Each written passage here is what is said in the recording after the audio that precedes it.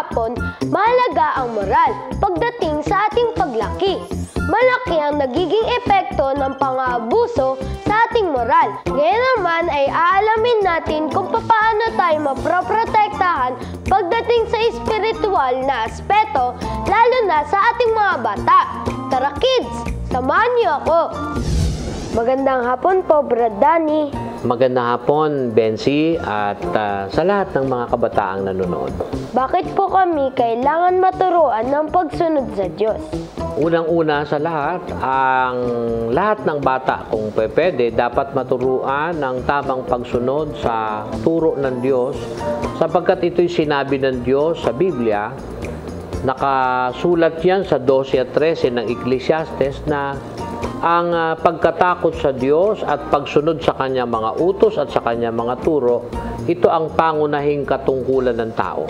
Kaya ang bawat tao, bawat bata na kagaya mo, ay dapat maturuan sapagkat yun ang katungkulan nating mga tao dito sa mundo.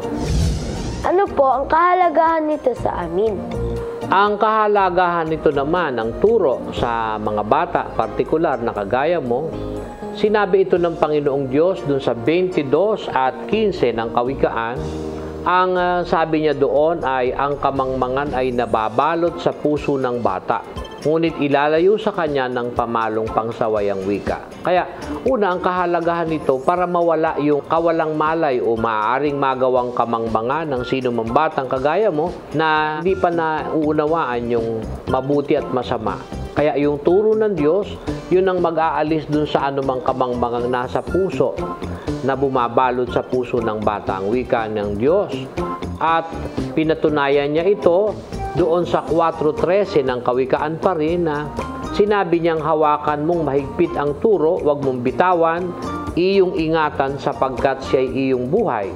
Kaya ang kahalagahan nito, ang lundo ng kahalagahan nito sa mga bata o maging sa mga tao, ay nandoroon ang buhay nating tunay na buhay. Pangako ng Diyos yan sa mga batang manghahawak ng mahigpit sa turo ng Diyos. Kailan po dapat maturuan ng tamang pagsunod sa Diyos ang isang bata o ang isang tao?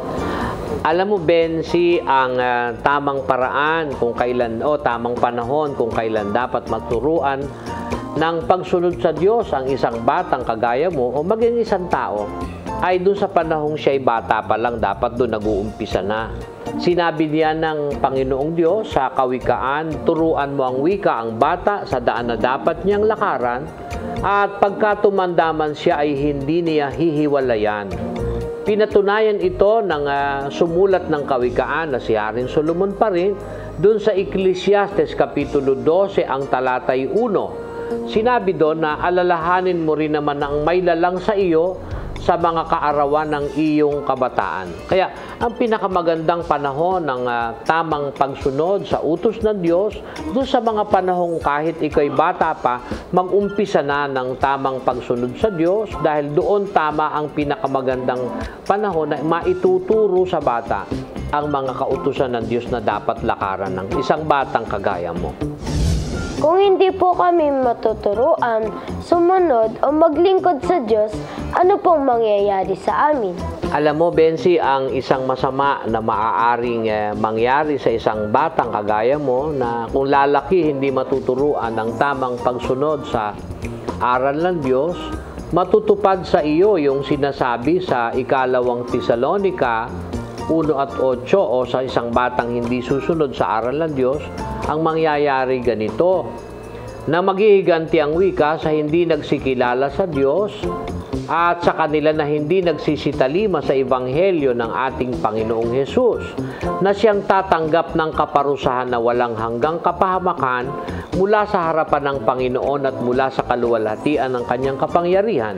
Ang sabi ng Diyos ay parurusahan ng walang hanggang parusa ang sino mang taong hindi susunod sapagkat hindi siya naturuan nung siya'y bata pa at hindi siya natutong sumunod sa aral ng Diyos o naging siya'y manunuway sa halip, parurusahan ang taong iyon. Kaya tama yung iyong ginagawa at ng mga kasama mong kabataan na ang batay talagang magsikap na makatanggap ng turo ng Diyos para hindi sila makasama dun sa parurusahan. Sa halip ay makasama dun sa pinangangakuan ng Diyos na magmamana ng buhay na walang hanggan sa unang Juan 2:25. Sino po ang pangunahing dapat magturo sa amin ng paglilingkod sa Diyos? Ang pangunahing dapat magturo sa lahat ng kabataan kagaya mo, Bensi, ay ang mga magulang natin sa Panginoon.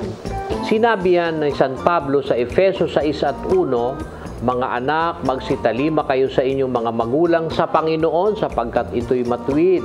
Igalang mo ang iyong ama at ina na siyang unang utos na may pangako upang yumaon kang mabuti at ikaw ay mabuhay na malaon sa lupa.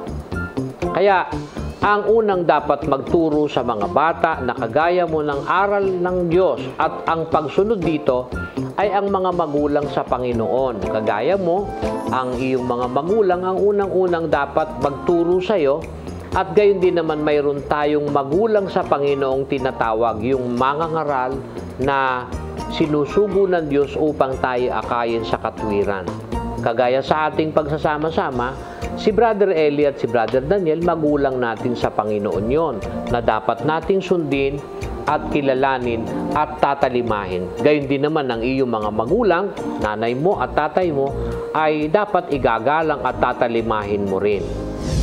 Maraming salamat po, Brother Danny. Maraming salamat din sa iyo, Bensi, at sa lahat ng kapwa-bata na nanonood sa iyo sa araw na ito. Pagpalain tayo ng Panginoon, maraming salamat po. Tulad ng lagi natin na pag-aaralan, mahalaga na meron tayong Diyos sa buhay. Alam niyo ba na ang pagkatakot sa Diyos ay karunungan? Gaya ng sinasabi sa Job 28:28. At sa tao ay sinabi niya, darito, ang pagkatakot sa Diyos ay siyang karunungan at ang paghiwalay sa kasamaan ay pagkaunawa. May idea na ba kayo na kinuha ng iba?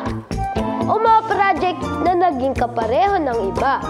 Bahagi yan ng ating pag-aaralan bukas kung loloobin ng Diyos. Hanggang sa muli, dito lang sa Bensi Bibo!